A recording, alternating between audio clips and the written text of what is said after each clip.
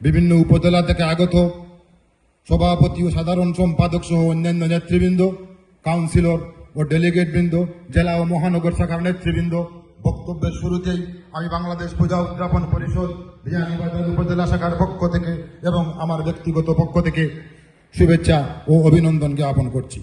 আমার নাম বিপ্লব চক্রবর্তী, সাধারণ সম্পাদক, পূজা উদযাপন পরিষদ বিয়ানীবাজার উপজেলা শাখা। সাথে রয়েছেন, আমার সাথে এসেছেন শ্রী অরুণাভ পাল চৌধুরী মোহন, সভাপতি, পূজা পরিষদ বিয়ানীবাজার উপজেলা শাখা সহ অন্যান্য নেতৃবৃন্দ। আসলে আমাদের বিয়ানীবাজার উপজেলা সাম্প্রদায়িক সম্প্রীতির এক উর্বর ভূমি, প্রবাসী অধ্যুষিত এলাকা, যেখানে আমরা সব সময় সাম্প্রদায়িক সম্প্রীতি বিরাজমান থাকে। বর্তমান সময়েও আমরা একজন মানবিক এমপি পেয়েছি, যিনিও সাম্প্রদায়িকতার ঊর্ধ্বে, জেলা বিএনপি সাধারণ সম্পাদক, যিনি সবসময় সার্বক্ষণিক আমাদের সাথে যোগাযোগ রক্ষা করেন। আমরা খুবই ভালো আছি। আমাদের উপজেলায় স্থানীয়ভাবে আমাদের উপজেলায় কোনো সমস্যা নেই।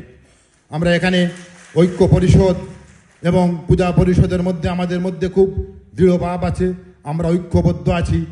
আজকের এই সম্মেলনে আমরা বিয়ানীবাজার উপজেলা থেকে ঐক্য পরিষদ এবং পূজা পরিষদের যৌথ নেতৃত্বে আজকের সম্মেলনে আমরা উপস্থিত হয়েছি। আজকে বর্তমানে যে জেলা কমিটি আমাদের অত্যন্ত শক্তিশালী সংগঠন ছিল, যারা অত্যন্ত দক্ষতার সাথে সংগঠন পরিচালনা করেছেন, যাদের নেতৃত্বে সিলেট জেলায় বাংলাদেশ পূজা উদযাপন পরিষদ অত্যন্ত শক্তিশালী সংগঠন হিসাবে আত্মপ্রকাশ করেছিল।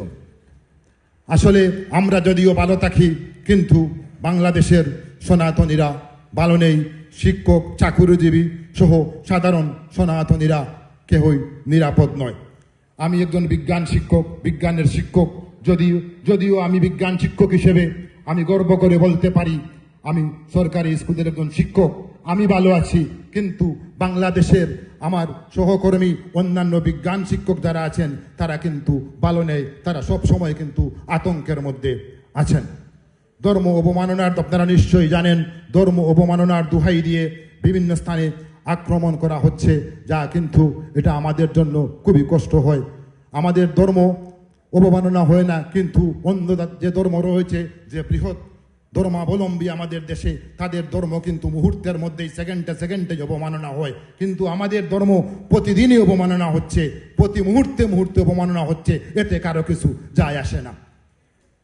ফেসবুক ব্যবহারে আমরা যারা রয়েছি, এখানে উপস্থিত যারা আমাদের বিশেষ করে ছাত্র সমাজ, যুব সমাজ যারা রয়েছেন, সকলের প্রতি বিনীত অনুরোধ, ফেসবুক ব্যবহারে আপনারা সতর্ক থাকবেন। কারণ ফেসবুক ব্যবহারের দোহাই দিয়ে তাই ইস্যু তৈরি করে আমাদের উপর আক্রমণ করা হয়।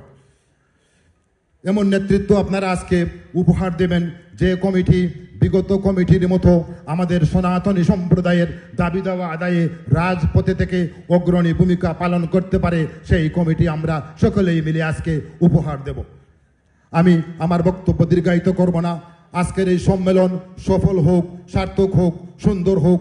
আজকে যে নতুন নেতৃত্ব আসবে, সেই নেতৃত্বকে আমি অগ্রিম শুভেচ্ছা, ধন্যবাদ ও অভিনন্দন জানিয়ে আজকের সম্মেলনের সফলতা কামনা করে, সকলের সুস্বাস্থ্য ও দীর্ঘায়ু কামনা করে আমার সংক্ষিপ্ত বক্তব্য এখানে শেষ করলাম। ধন্যবাদ আপনাদের সকলকেই। নমস্কার।